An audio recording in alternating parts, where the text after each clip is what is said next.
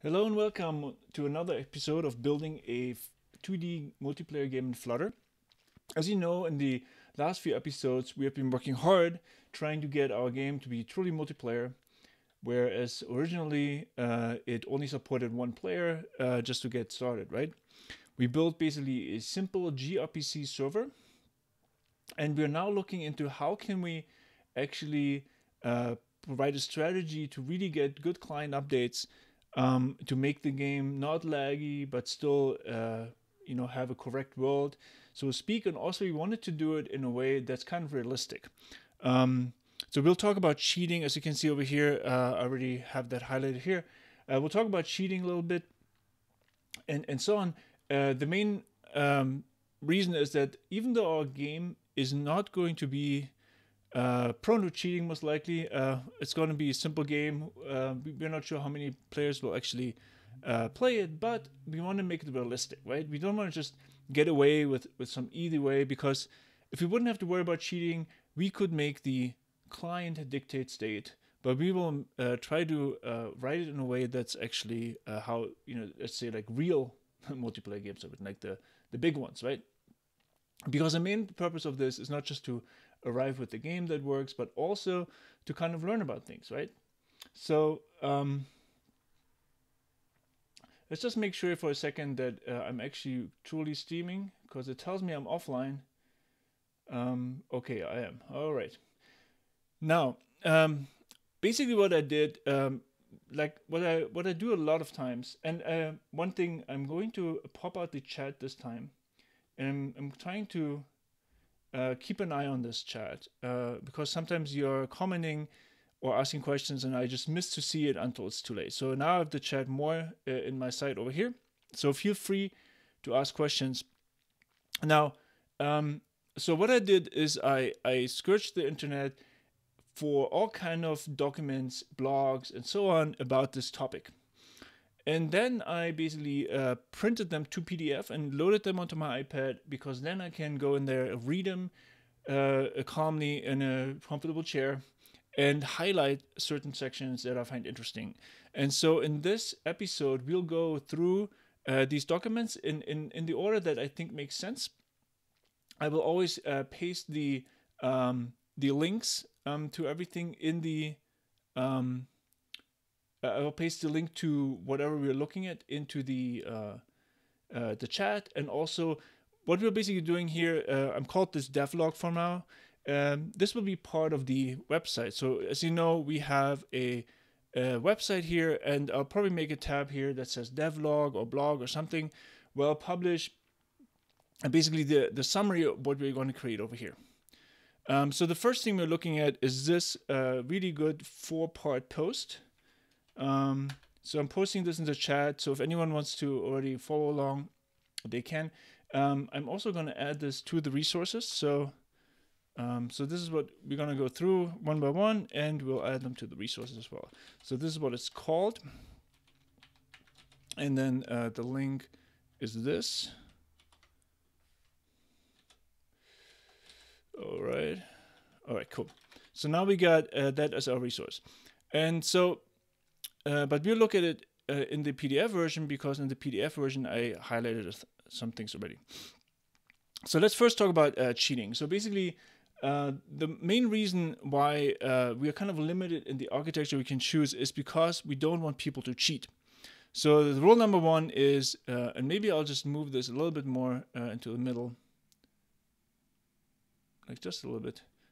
So the main reason why we have to have this kind of so-called authoritative server is because we can never trust the player. So we cannot just say, well, why don't we just let the clients basically run the game, simulate the game, and then they tell us where they are, and maybe you can even tell us like if one of their bullets hit another player. Well, that would invite cheating, right? I could suddenly jump over walls. I could say, oh, I'm just behind this player now, and now I shot him. So we don't want to allow that. So therefore, basically you have this concept of an authoritative server and dumb clients. So basically, we basically make this game happen. I'm going to basically copy the information as we talk about it, right? So basically, game happens in server under our control, right? And then basically the clients just sent input, and render world as simulated by the server, right? So the server basically is responsible for keeping track of what players are where, what bullets are flying, who's alive, and so on, right? So basically what that means is the server once again sends the result back to the client, right? So that means we cannot trust the player with the position in the world, right? We don't want to trust the player. We just want to trust the player to say, well, okay, the server tells me I'm at 1010, right? That's where my coordinate is. And now, instead of saying now I'm at 2010, we're going to say I want to move one square to the right, right? Now the server can say, okay, if you moved one square to the right, then now you're over here in square 2010 or 1110 in this case, right? So that way we cannot cheat. We cannot just suddenly jump all the way to somewhere in the game where we couldn't move, right? So basically it looks like this. So the client basically says, I move right. Then the server says, okay, you moved. And then basically now I'm here. But you see there's a problem, right? We start seeing some problems here, right? Because we have a delay. And basically that's kind of what lockstep is. So basically lockstep is basically the client waits for server messages before updating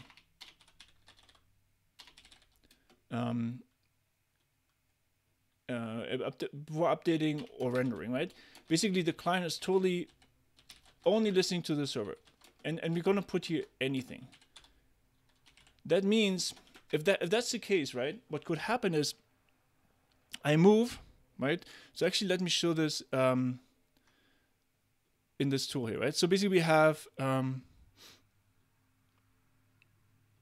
I wonder if I can move this a little more to the top. So we move this a little more to the top. So yeah. And then zoom in a little again. All right. So what could happen is that I'm the client, right? And so on the server, the client is still here. Now what happens is I'm actually want to move, right? I send a move command. Then the command first has to go to the server. The server now moves me. Let me see if I can get to my undo. Oh, okay, that's really not cool. Maybe I'll make it smaller again. Well, actually, no. But let me actually refresh. I want to undo. So I kind of missed. I'm missing this undo thing over here. That one. Okay, so we'll just make this big. That's fine. So basically what's happening is that I got the server, right? So the client on the server looks like this. Now the server gets the information that, okay, move to the right. Okay, client moves to the right on the server, right? But on the client, even though it already moved, this makes it a little bigger. I'm supposed to move here now, right? Well, on the client, I'm still here, like for this whole time.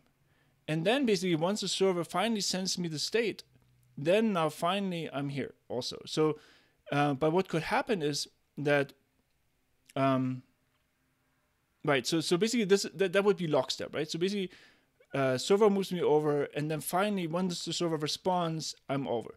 But what that would mean is like I would press basically my key to go to the right or whatever, and then suddenly after nothing would happen for the longest time, and then suddenly something would happen. And yeah, that's compound lag. That's correct. You can call it compound lag. And we're going to get into all these during this session. So thanks for pointing that out.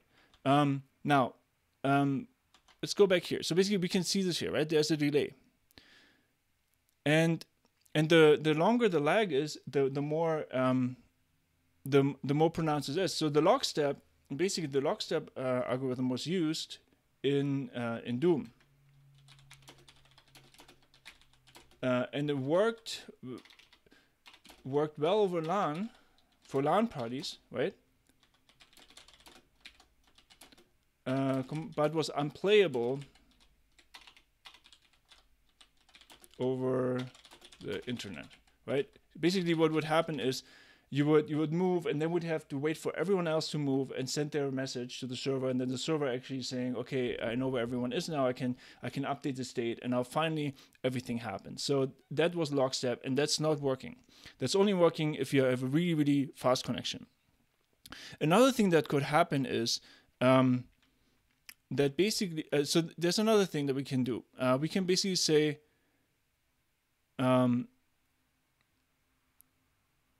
So yeah, that's basically what's going on, right? So we're waiting for the right error, but nothing happened for like the longest time, and then suddenly we jump, right? Okay, that's odd. So that was the first part of this series. So let's look at the next one. Okay.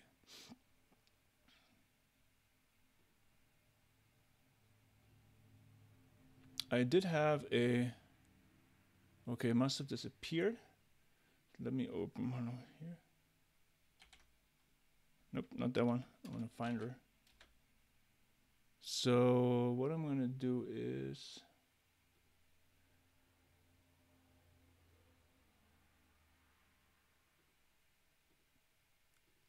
Open this. Okay, so now we're going to go to the second part of this. So what we can do is we can use client-side prediction. And actually, before we do this, let's go ahead and define what these are. So there's another document that I found from the Valve Engine blog. Let's look at what prediction is at first. So basically, prediction is the notion of the client predicting effects of the local player's actions without waiting for the server to confirm them, right?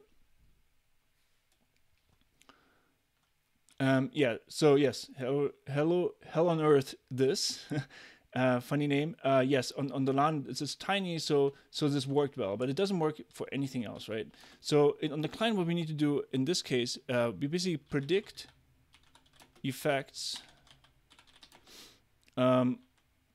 Basically, not only of the local players, I would say predict basically local player and other entities from last given state,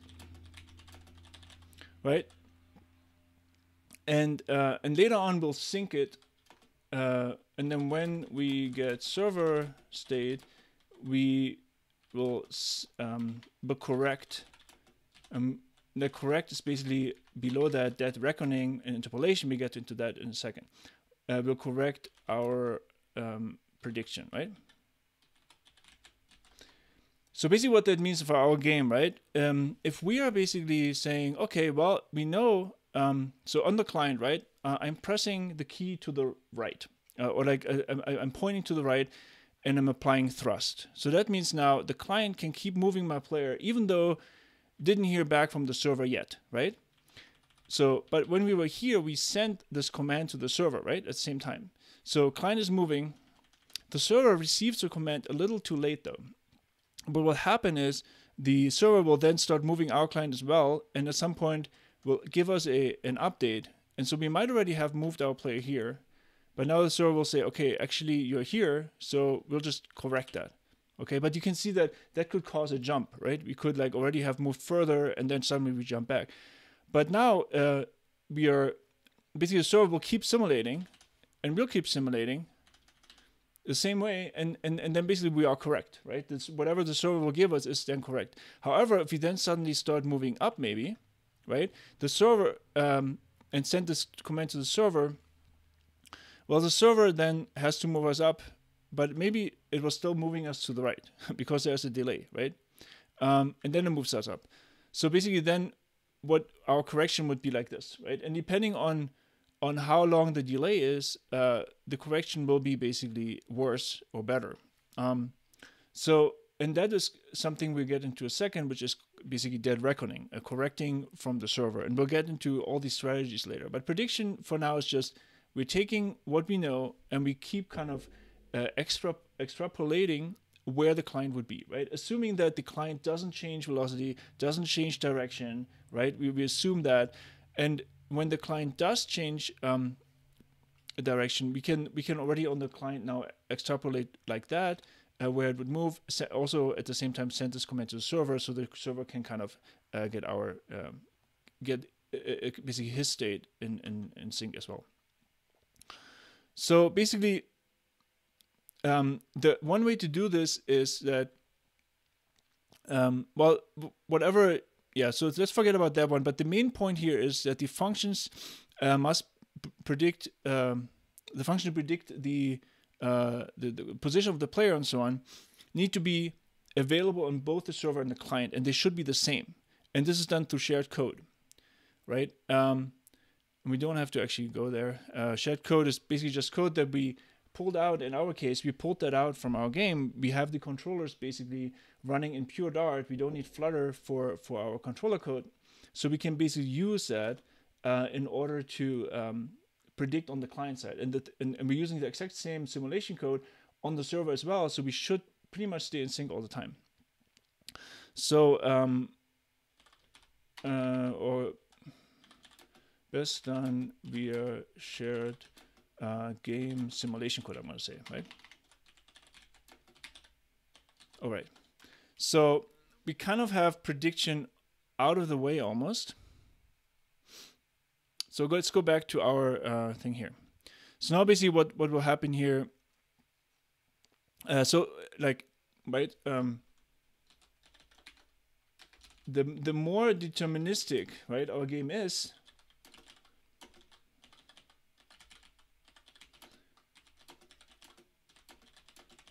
the better the result, right? Basically, if we have something where the player can change directions all the time, there's no way for us to know that our predictions will always be wrong, or maybe more wrong than right, then it doesn't work as well. Then we'll basically get a bunch of jumps, right? And so let's look at this a little bit. So basically, what we do is like we send the action, right? And then we basically predict our new state. And then we get our new state, and basically we just sync to the new state, right?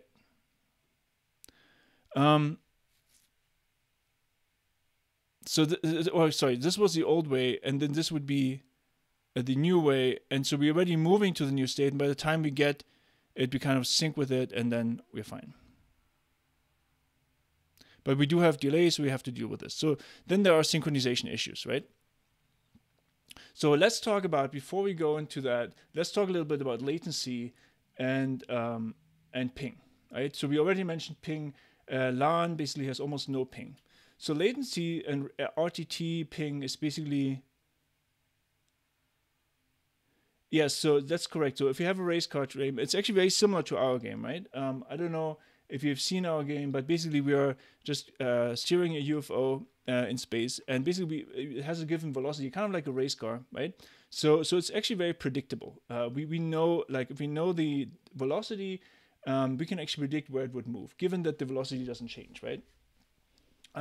So now basically the larger the time for a message. So it's just in our case for a client message.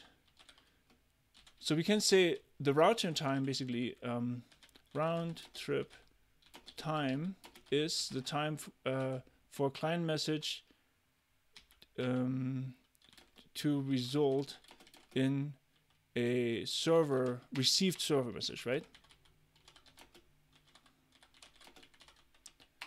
Right. The larger the round trip time is, the larger the latency, right? Okay, so basically we can look at this, the round trip time here, right? So we say we want to move 1 unit, and goes to the server, and then we finally got the state update due to that action. So this part here would be our round trip time. And so I guess it would be roughly 200 milliseconds in this case, right? So this is not to be confused with what's the term that I'm looking for? The bandwidth, right? It's not to be confused with the bandwidth. And basically bandwidth. So let's just say we are sending a bunch of people.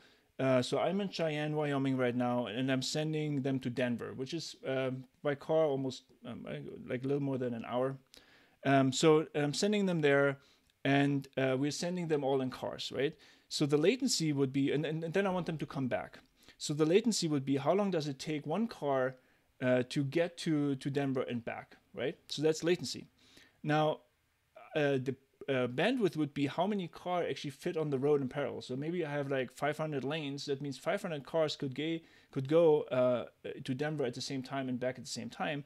So that's my bandwidth, right? So that still means they still have a latency of like, let's say like 2 hours or something, right? They still have a round trip time of 2 hours, even though my bandwidth is larger. So that also means if you have satellite internet, which has a pretty huge latency, because the signal has to travel all the way to space and back, basically. And that means that you can still watch Netflix and so fine, because the let's just say your frame of the movie you're watching just arrives a little bit later, but it can still send all the data for you to watch the movie, right?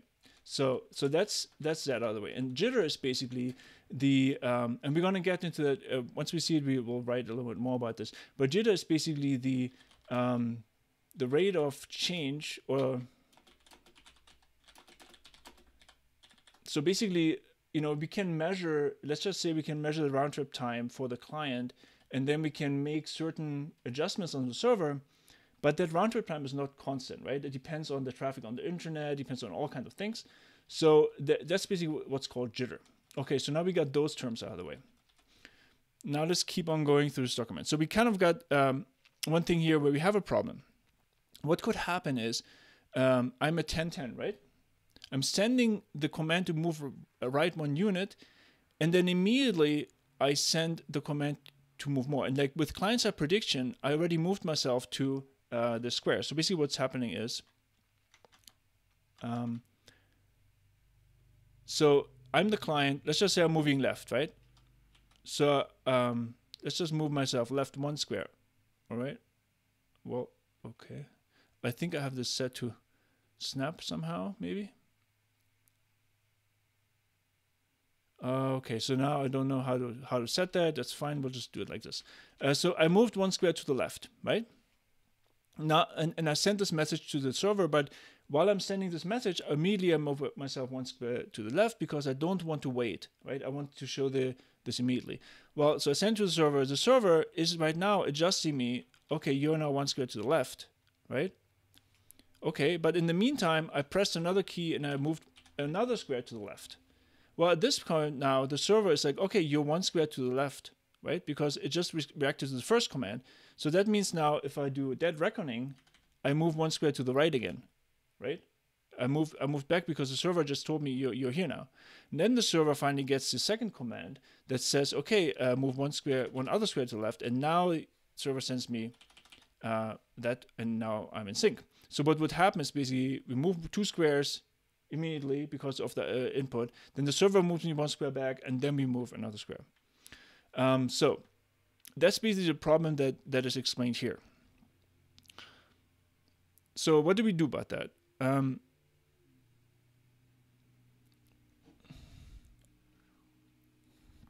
What we can do is we can apply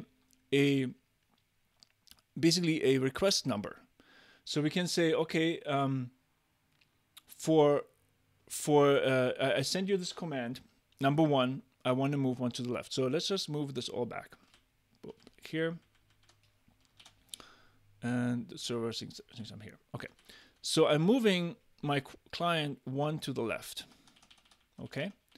And I'm sending the server command number 1, I moved 1 to the left. Server receives the command and says you're 1 to the left. But it doesn't send me the reply yet because in the meantime I already moved 1 more to the left. But now I'm saying request number 2.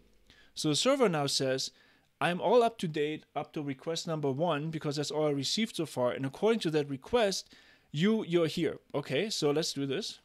I'm here now. But I realize the server only processed the first request.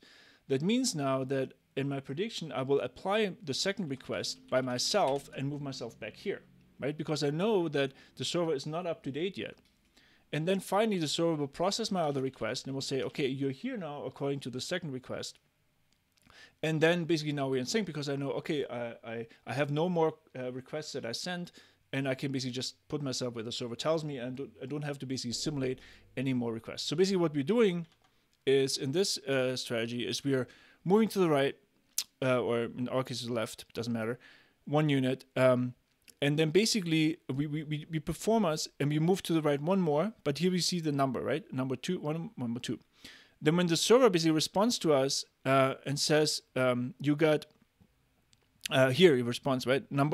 Process request number 1, we don't jump back because we basically jump back for a second, but not visibly, right? To put ourselves in sync with the server, but then we replay the command that we know the server hasn't processed yet. So we replay that, and that puts us back on square number 12. And then we finally get that reply to our second command, right? So that's kind of how we can avoid going out of sync there. So I'm just going to put use message IDs, I would say, to avoid or to be able to replay commands that server hasn't received yet. And what I'm actually going to do, I'm going to put, because this is kind of hard to understand out of context, I'm going to put a C here, and I'm going to actually post this link. So we're going to go and find the second part here. Synchronization issues. I want to see if some people didn't put a link. What you can usually do, you can find the ID. That's a little trick I use, and then you just put a pound. You put the ID, and then it jumps right there. So even if they didn't put an easy way to have a bookmark, you can do it like this. So that's what we're going to use because we want to jump right there, right? So so we got. Actually, this should be probably server sync. Yeah. So it's actually we marked the wrong one. We want to actually do server reconciliation. Maybe we can just, yeah, we can maybe just put that there without looking up. Server reconciliation. All right, perfect. So let's change our link here. And by the way, this is how usually, if I want to learn something, this is how I go about it. Download some documents, study them, and then basically make notes, right? So I don't have to read all this material again, but if I do want to, I have the links, right? Let me look what Hello on Earth just said. A ping of 201, I think I'm reading this correctly, is on average of 13, yes. So yeah, we will get to all this. We're going step by step, right? So and also like that's the ideal case, right? I think that's light speed, if I'm not mistaken. Yeah. Okay. So we understood what that means, right? And so we are done with the second part of this, and I'm basically going through this because it's a good introduction to all of these things. But we'll look at all of these in more detail. I have way more documents that I looked at, but this one is a really good introduction. And we're probably going to look involve at interpolation once we get here. So this is the next one we're looking at. So this is a third of this 4, but I definitely, like, for introduction, I highly recommend to read that one. And as I said, this will be all in the devlog of this of the game, right? We'll have a devlog. So now, so what we can do is to use like traffic. So that's one thing about traffic. So basically, what could happen is, if I press I can press spacebar really a lot of times, right? So I can do this whoop like that. So now, if the server was to update every time, every time I press the spacebar, that would be pretty crazy. There would be a lot of updates, and also would be a lot of simulations. And now, if you imagine that the server may be running more than one game, that would, reduce up our CPU power pretty fast. So what we do instead, so actually we're going to put that here. Step. And so basically, we queue client inputs without any processing, right? Let's say to make it more related to our game, we say queue player inputs, right?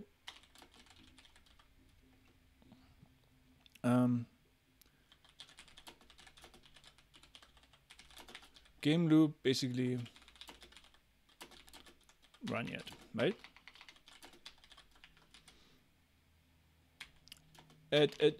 Instead, game loop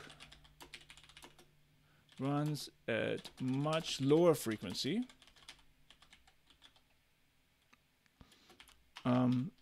For instance, every 100 milliseconds, right? And that's basically what's called the time step. So basically, our game loop frame rate is basically a time step, and then basically it applies all the queued input, right?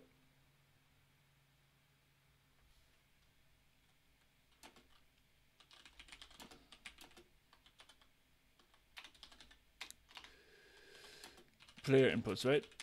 And it may do so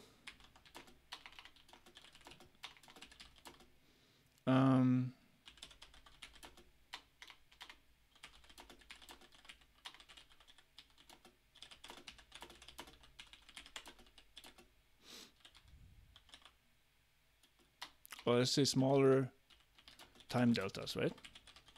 So basically, I can't just like apply all of them and then make this huge jump, because I may have to see if the player maybe hit a wall or not, right? So they might be applied at smaller deltas, but then and then basically take a snapshot, right? And so then we take snapshot of resulting game world, right? State, whatever, and send to all, or broadcast to clients, right? We're going to broadcast this to clients. And so basically now what that means is we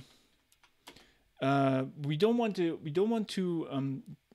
kind of tie our game loop in with the amount of input we receive from the player, right? So basically decouple server updates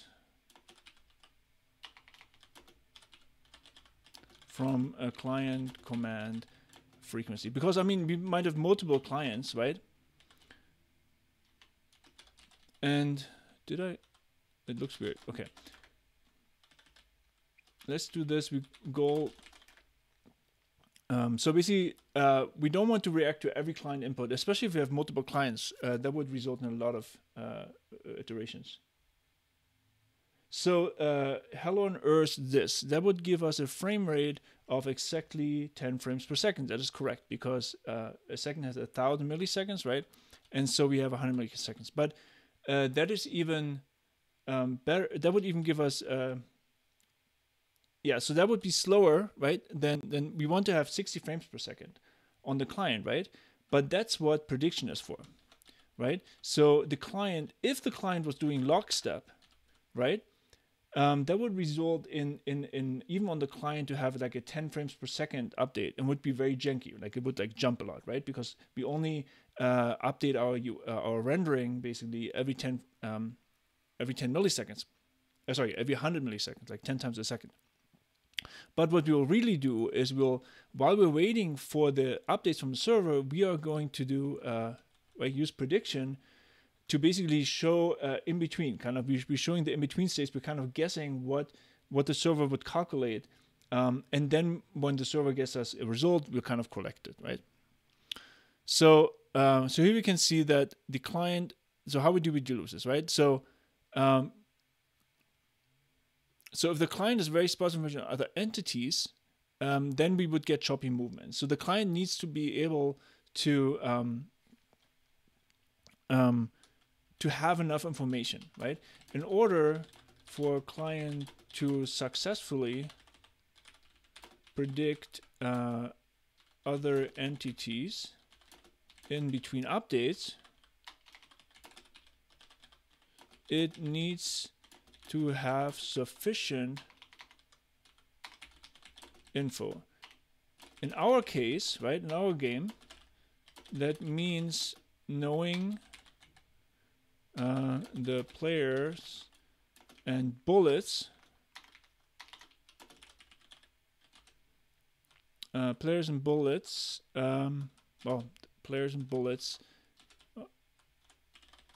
velocity vectors, right? So basically, if we have more players, that's not a problem, right? Because we can do the same thing we do for our players. So if you have a player, okay, let's see. Can I move this guy? Okay, so we have another client here, right? Oh, we're just, okay, it's fine though. We can just use this. Not a big deal. We delete layer. So we can move this guy. So let's just say we have another player here that we are seeing, right? Well, we know that the velocity, maybe the player has been moving for this, right? The whole time. So we know the velocity, and the server will give us the velocity. So we know the player is here now, and then we get our own game loop, which runs much faster on the client, right? It runs much faster than this 10 frames per second. It runs at least 60 frames per second if you want to get good UI. So then we can basically, and that's called, that's the prediction, right? We can basically predict where it would be, and we can kind of move it until we get the server update, right? So we keep moving it, and then maybe the server says, oh, actually it's over here. Well, because it changed direction, right? So we have a small jump. But we'll see how to deal with that also. So now let's go back to document. All right. And now we get to dead reckoning. So we have that here. So dead reckoning. So basically, the client receives the speed and heading for completing car. We were talking about cars, right? So in our case, we have UFOs. So for the next 100 milliseconds, it will not hear about that, but then we can basically reckon where the car will be, right? So basically, that means it's using prediction to basically guess where a given entity is basically will be, or where a given entity, let's just say the position of a given entity, right? And other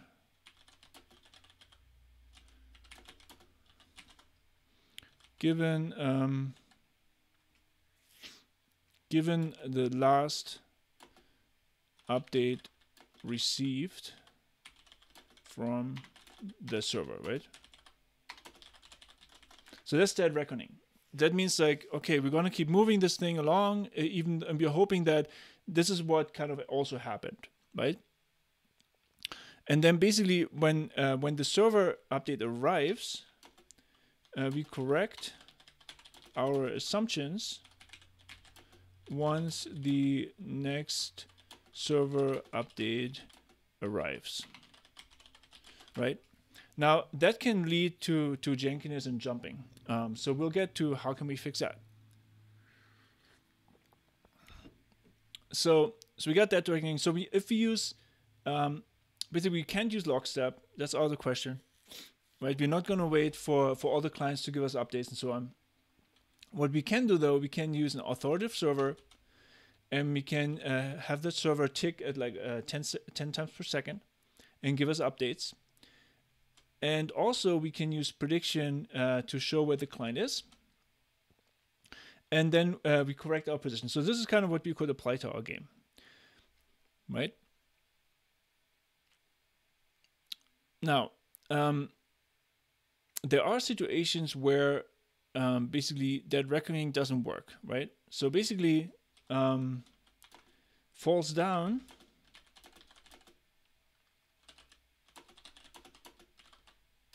is less predictable, right? If the game state is less predictable, for instance, if a player direction changes frequently, right? So basically, if it's more like you know, like let's say something like this, right? If our game was more like this, so this is our game, right? If our client would actually move like this all the time in a circle, right? Now we see the velocity going up, so we would think it's going up, right? But now it moved in a circle, so it's actually here. So we have this huge jump from here to here, right? So that's not something that we want. It sounds like it needs machine learning to do predictions. Maybe. I think if we have the same controller code on the server and the client, we are pretty good. The main thing that that is basically we can solve easily is if the client changes a lot. You know, basically if it's just less predictable. And I don't think. Yes, of course, we could probably use somewhat machine learning. Maybe you learn about how players behave. You could probably do that. But there's still always the issue that you don't know for sure, right? So if players change direction all the time, then this falls down. And that's basically when we use interpolation. So interpolation is kind of like a neat trick. And it's a little difficult to set up. So we probably won't even use this for our game. But basically what we're doing is this. So we're showing the players in the past relative to, so basically what this means, show all entities except the player we control in the past. So basically that means on the client, show all entities except the player we control in the past. So that means like, since we know what we did, right? So, and I keep jumping to the wrong desktop, but basically if we are the client and we change direction, well, we know that we can render that, right? But if we have if we are basically, let's say with this client, even so it's a server, don't worry about that for now, but this is another client, we don't know yet that it changed direction, right? So, but what we can do though is we can say, okay, well, we don't show the client immediately. So what we do is we basically say we buffer the messages from the server, and then we replay them but delayed, right? So basically, game state messages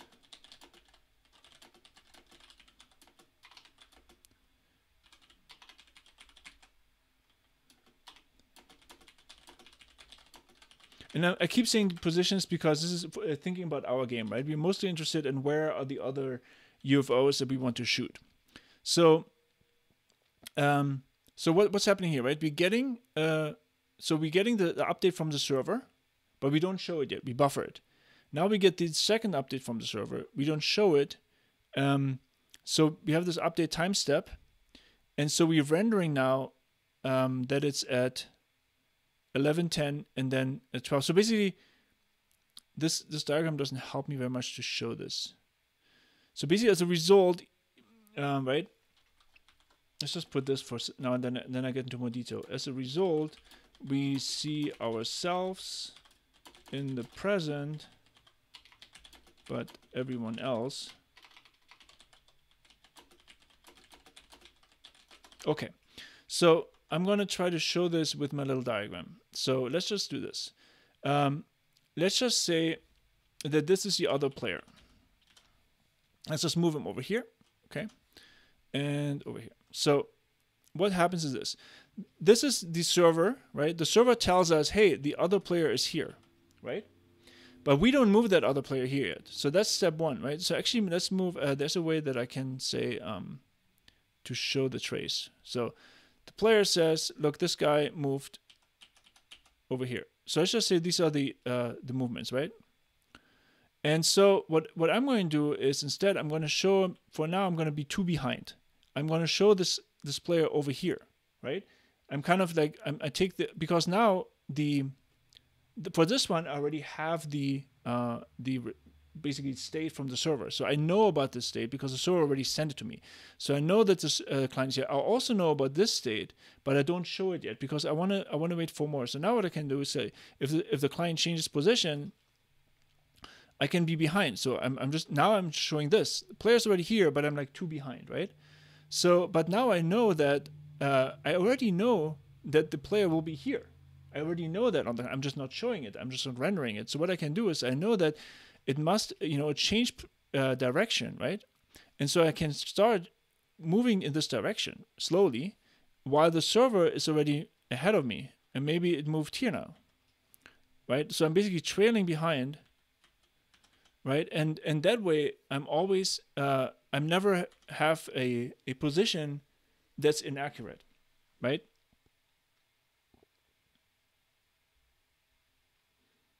Yeah, so I've not seen that. So hackers using movement script to rapidly change the way their character is facing. Um, in some, yeah. So maybe they do that. I don't know why. What would be the benefit for them of that? They might be doing that to say they shot in a different direction. I'm not sure, or maybe they're trying to confuse the opponents. So they basically they could use it maybe that the server that the client, our client, is basically always predicting wrong where they move, and so they always kind of are, in our view, they are somewhere where they are not, and then we can never shoot them. Maybe that could be a possibility. But we saw this now, right? We understand now that if we're kind of behind, kind of like 2 frames, um, basically we're rendering something that we already know about, and we're running actually not everything we know about, because what could happen, a packet could get dropped, right? So maybe we didn't know about like this one here at this point, maybe we never got that packet, but then we got the next one, so we still know where to move to. So that's basically what interpolation is, and we're going to find more data about this as well, and I'm going to actually close this one for now, and we'll jump to interpolation in we had one here, I think. Yeah, so here's another explanation of what interpolation is. So basically we're buffering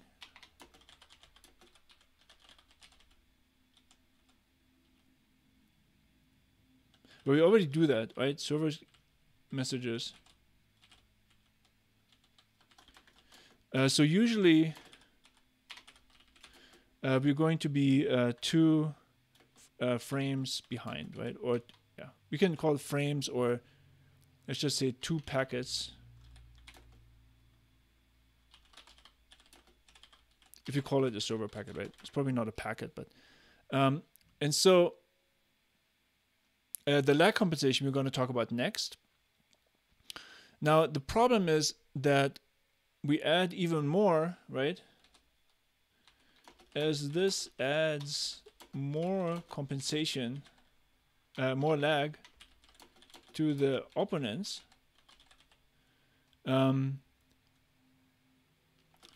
it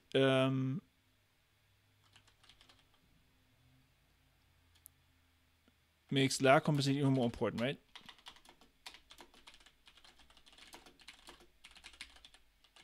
Okay, so I'm also going to put all these resources in the on the bottom here. So let me do that actually while we're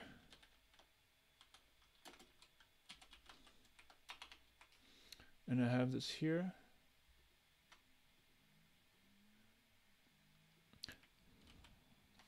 So that everyone has, and I will, but I want to be over here.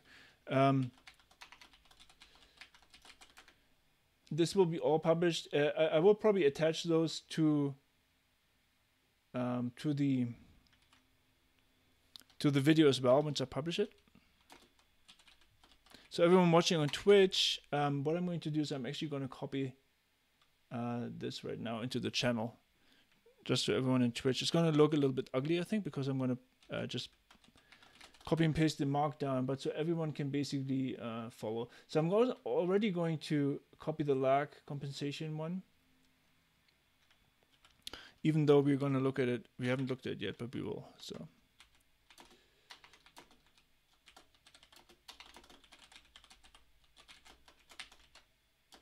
okay, so now let's put that in the channel, and I'm going to answer your question. Hello on Earth. or to avoid being hit. Yeah, okay, that also works, right? Because if yeah, that makes sense, because if I basically if this server or the client predicts where the opponent is so badly that wherever I'm shooting at, the opponent is not, then yeah, that makes sense. It makes it hard. So, all right. One thing I wanted to show is I wanted to show the problem here that we're running into to explain the next why we need the next one. So basically, what could happen? I'm gonna undo all this. Okay, so let's just say this is actually not the server. Let's just say this is. Let's just copy this guy and put him over here. Okay. All right. Why can't I move this guy? Okay. Or maybe. Okay, so that's the. Okay. Oh, why this is like not working like I wanted. Okay, but let's just say this is now not the server, but this is the opponent I'm trying to hit, the same opponent, right? My thing is, if I'm seeing this opponent in the past, right? So I'm standing here. Let's just say I'm standing here, right? And I'm like in a shooter. So let's just say this is my UFO, and this is the opponent's UFO, and this is me, right? Now I'm seeing the client here because the server basically tells me, or like about their server lag, and then also we introduce an extra lag, right? So basically we are 2 frames behind. So let's just say this is exactly 1 square is 1 frame. The player moves 1 square each frame. So we're basically 1 behind, right? So that means when we shoot at the player, right? And we would hit it perfectly. Well, the server says, well, you shot the player when the player was already here, so you're not hitting the player, right? And so what can we do about that? And that's what basically lag compensation does. Compensating for the lag that exists due to the network in the first place, and the extra lag that exists due to us doing interpolation. So let's look at that next.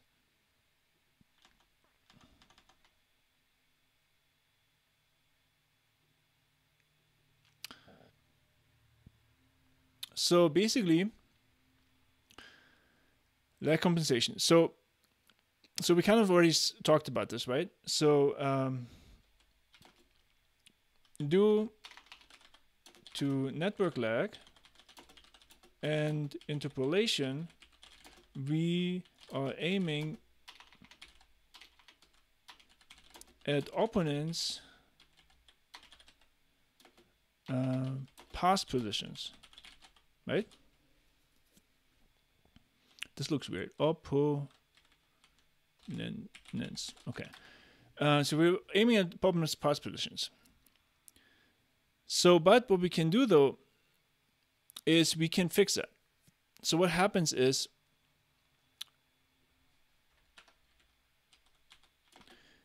what the server can do is to fix the server basically reconstructs the world as we saw it when we fired the shot. I'm just gonna focus on that, right? On shooting, because that's like the best example here. So basically, like so I'm gonna probably pull this up a little bit so everyone can see it. So it basically reconstructs the world as it looked like when we were shooting, right? Then let's do this. Does the following. Then basically processes our action, right? And updates the clients.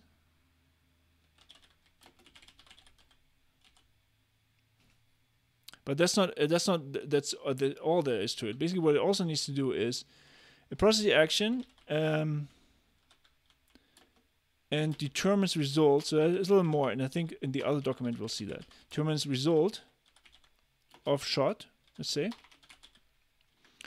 and then moves game state back to present and sense snapshot, right? But obviously it's going to take the, let's just say we killed a player or we hurt a player, right? It's going to take that into account when it moves the players back to the present. Now the player who was maybe shot, right?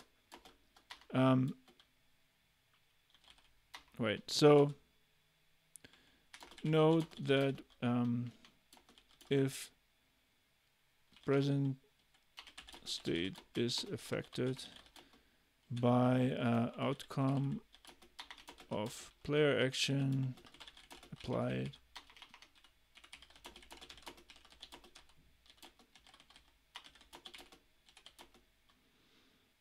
that needs to be basically respected, or needs to be applied.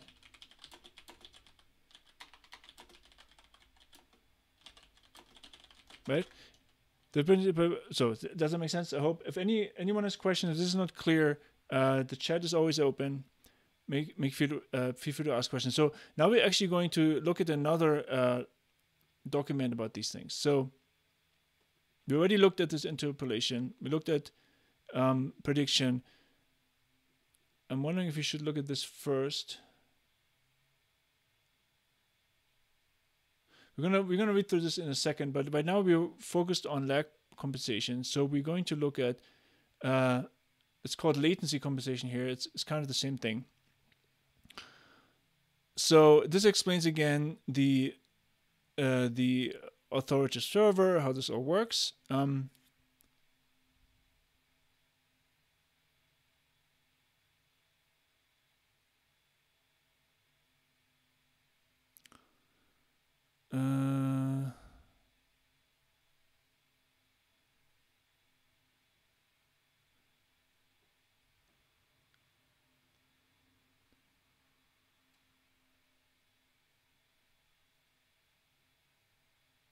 So we already know that interpolation is moving basically object to the past, right?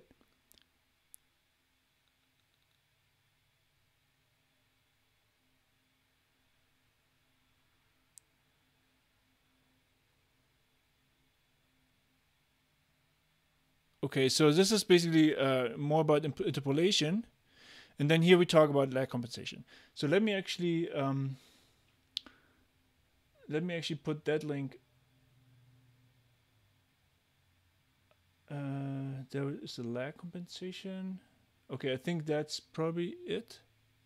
Let me double make sure that I already posted that and put that as a resource. That's not it. There's another one. Oh, this one. Okay. So I'll put this in the chat as well. So if anyone wants to read it themselves, they can.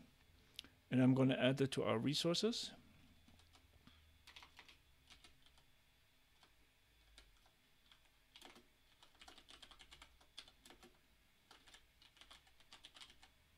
So there's more in here. There's interpolation and latency compensation in this document. So we'll just mark that like so. Okay. What happened here? Oh, it meant, okay, that's fine. So this is a document we're just going through right now. So basically we're taking a step back in time on the server, right?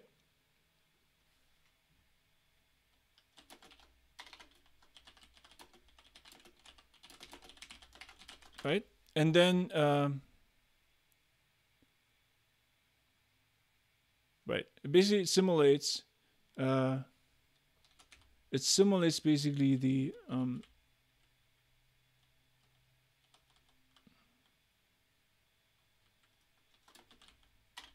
as it would have happened in the past, right?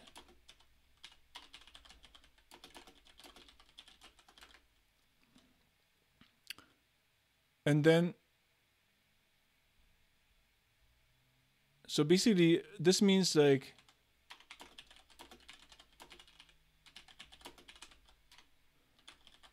or let's just say all entities. This means all entities, right?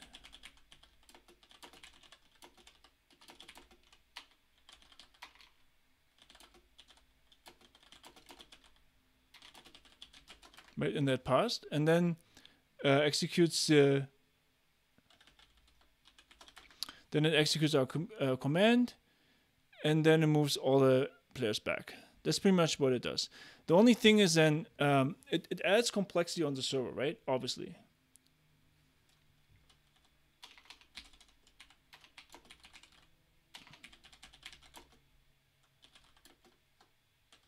So we just say like add server complexity. And then this adds client complexity, right? Because the client here is kind of, buffering things up. That reckoning is like the most simple way of doing things, right? So if we can actually get away with it, we'd be fine.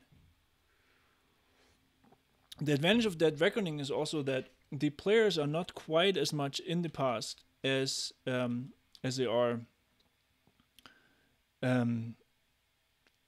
They're not quite as much in the past as they are when we do interpolation, right? So all these issues are not quite as pronounced. All right. So usually I take a break after an hour, but I think I will just keep going and we'll get through all of these hopefully, and then we'll have a break, and I'll come back at 9 p.m. Eastern, and we'll try to apply actually what we learn here to our game. So I think we now covered this document in detail. I want to see what. So basically, now we just have to cover a few more documents, and mainly they're just going to repeat what we already know, right? So, right. So we already talked about server time step, right? And so it would be nicer in a way to have the links related to what we're talking about, but I think people can just go through them and look at which apply to what. So let me try to find what the link should be here. So let me just copy and paste this. All right, so that would be source multiplayer networking.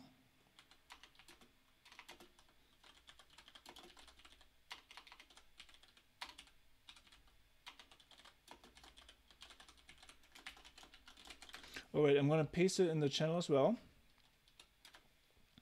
And so let's look through it a little bit. So basically the server can send you updates to all clients for every single world change, right? Every time a client moved or a client changed the input, we cannot send something up. So instead, the server takes note of the current world state of a constant rate, right? And we already talked about this. This is basically just the log step. The server time step, right? That's what that is. And then each client, so client time is always a little behind the server time. That makes sense. So then obviously when the clients are sending their input, then that's delayed as well. And so the server is processing temporary delayed user commands, right? So that means also each client has a different world delay, and that can vary, and that's basically what jitter is. And we can basically lose information. That's kind of like the challenge of what we're dealing with, right? So so we already went through this. So here we have a time step of 15 milliseconds. So that's like 66 ticks per second. In the other document that we saw, it was doing so every 100 milliseconds. So that means like 10 per second. And then basically the server will basically run the simulation steps and then decides if a client needs a world update, right? It takes a snapshot, sends it back. So we already went through that, right? Then the client creates user commands, like sampling basically the keyboard and the mouse and whatever, and sends a snapshot of currently command and mouse state. So the client sends command packets at a certain rate of packets per second, usually 30. So 2 or more commands. Okay, so that's fine. So basically the client also is kind of ticking at a certain rate. And we'll talk about actually how we do this in our own game. Now here it talks about more about entity interpolation, but I think at this point we understand this. Input prediction explained here, how we can kind of, and here's the, he's explained again, we're shooting at the player and it looks like he's here, but in reality on the server is already here. Then it talks about how this is fixed and so on, right? So we covered this already. And there's another blog here that talks about the same thing. Gaffer also talks about it. I will basically post all these into the resources. But now I want to talk a little bit about how we actually will apply this to our game. So at this point, actually, what I will do is I will stop the stream for just 1 second, and just to start a new video, because I don't want to have to split them up later. and I'll be right back. So just bear with me. We'll stop the stream for 1 second, and I'll be right back.